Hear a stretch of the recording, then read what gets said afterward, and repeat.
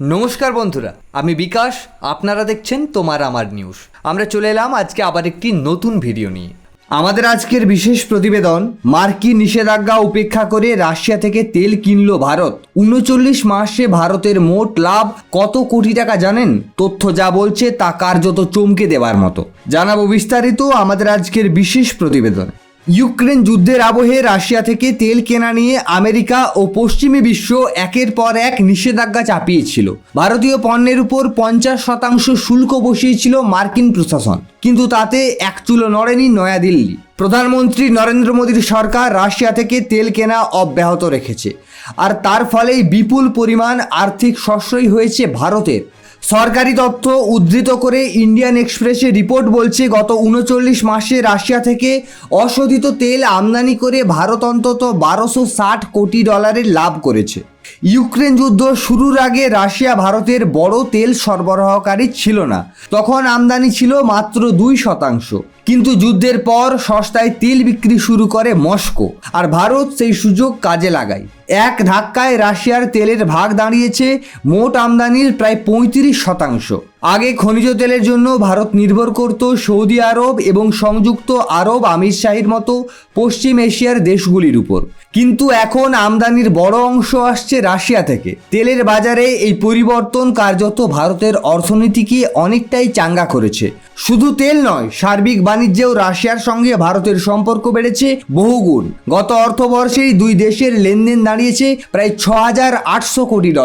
এর মধ্যে ভারত রাশিয়ায় রপ্তানি করেছে $490 কোটি পণ্য, আর আমদানি করেছে $6,300 কোটি সামগ্রী, যার বড় অংশ সামরিক সরঞ্জাম ও অশোধিত তেল।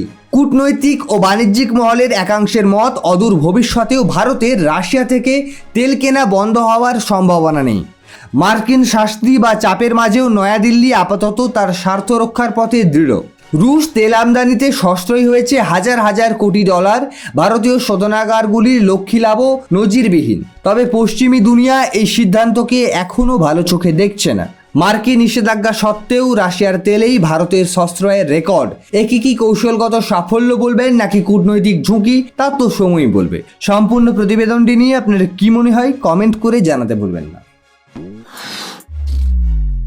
আমাদের আজকে দ্বিতীয় বিশেষ প্রতিবেদন, পুজোর মাসে ফের বৃষ্টি দুর্যোগ।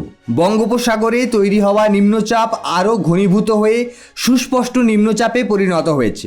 বর্তমানে তার অবস্থান উত্তর উড়িষ্যা উপকূল সংলগ্ন উত্তর পশ্চিম বঙ্গোপসাগরে। এর ফলে জলীয় বাষ্প ঢুকছে দক্ষিণবঙ্গে, আর সেই কারণেই জেলায় জেলায় চলছে বজ্রবিদ্যুৎ সহ বৃষ্টি।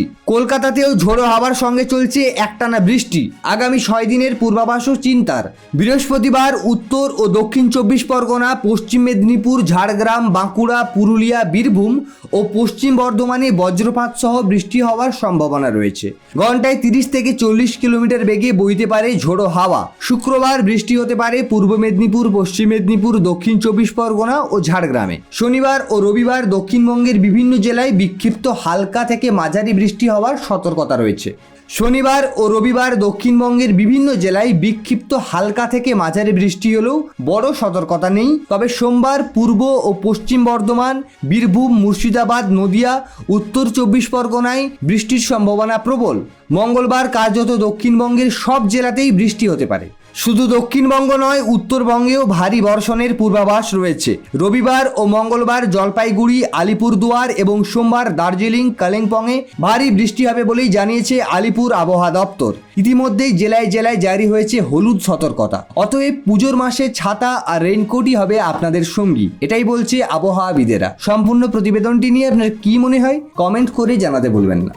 আমরা আগামীকাল আসছি আবার একটি নতুন ভিডিও নিয়ে। ততক্ষণ পর্যন্ত ভালো থাকুন, সুস্থ থাকুন।